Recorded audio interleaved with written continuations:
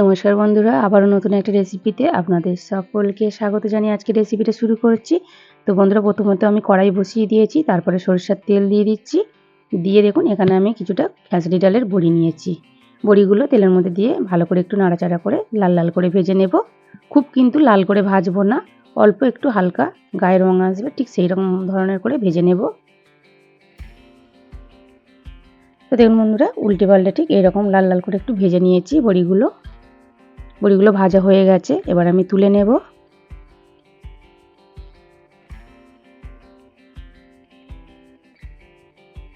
বন্ধুরা, রেসিপিটা প্রথম থেকে শেষ পর্যন্ত দেখবেন, আশা করছি খুব ভালো লাগবে।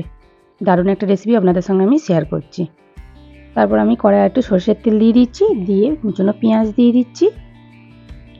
পেঁয়াজগুলো একটু নাড়াচাড়া করে ভেজে নেব। পেঁয়াজগুলো একটু নাড়াচাড়া করে শুধু ভেজে নিচ্ছি। দেখুন আমি কিন্তু বেশি লাল করে ভাজবো না, যেহেতু সবজির সাথে ভাজবো, তো সেই জন্য শুধু হালকা করে একটু নাড়াচাড়া করে নিচ্ছি।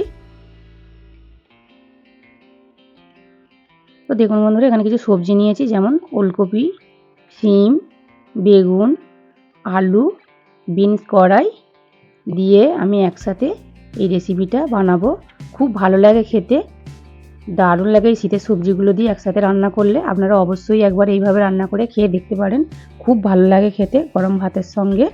তো দেখুন বন্ধুরা, সব সবজিগুলো আমি একসাথে দিয়ে দিয়েছি, দিয়ে একটু উল্টে পাল্টে হালকা করে একটু ভেজে নেব। আমি বেশি কড়া করে ভাজবো না।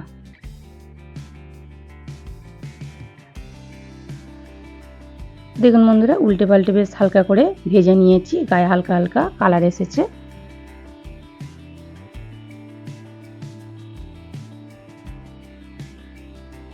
এবার এর মধ্যে আমি দিয়ে দেব স্বাদ মতো নুন,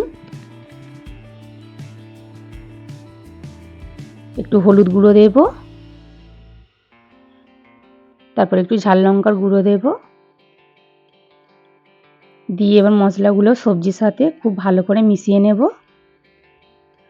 তো বন্ধুরা, এই শুধু একটু পেঁয়াজ ফোড়ন দিয়ে এত সুন্দর এই তরকারিটার টেস্ট হয়, আমি কি বলবো, অসাধারণ লাগে খেতে।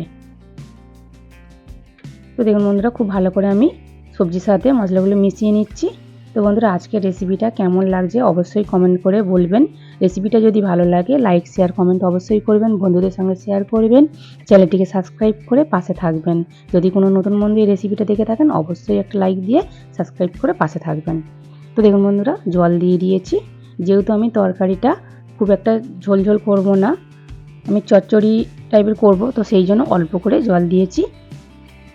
শুধু সবজিগুলো সিদ্ধ হয়ে যাবে খুব ভালোভাবে, ঠিক সেই রকমভাবে। তারপরে দেখুন বন্ধুরা, যে বড়িগুলো আমি ভেজে রেখেছিলাম সেই বড়িগুলো দিয়ে দিচ্ছি, দিয়ে এবার আমি একটা থালা ঢাকা দিয়ে দেব।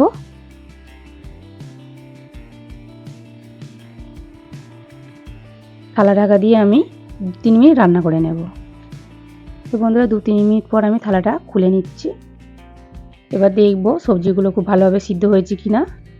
তো বন্ধুরা, বড়িগুলো দেখুন খুব ভালোভাবে সিদ্ধ হয়ে গেছে, আর অনেকটা কতটা বড় বড় হয়ে গেছে দেখুন ফুলে। তারপর খুব ভালো করে একটু নাড়াচাড়া করে নিচ্ছি, আর দেখে তো মনে হচ্ছে সবজিগুলো খুব ভালোভাবে সিদ্ধ হয়ে গেছে। দেখুন আলু বিনস সবই ভালোভাবে সিদ্ধ হয়ে গেছে।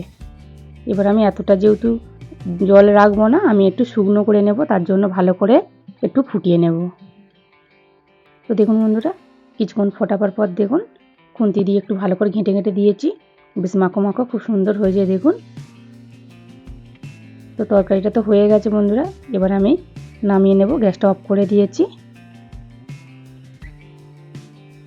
নামিয়ে নিয়ে আপনাদের সঙ্গে আমি শেয়ার করছি।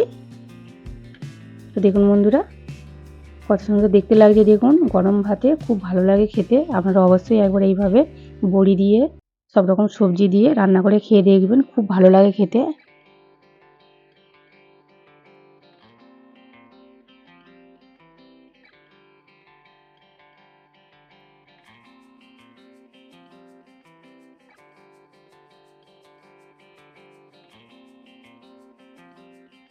তো বন্ধুরা, দেখা হচ্ছে নতুন একটা রেসিপি নিয়ে।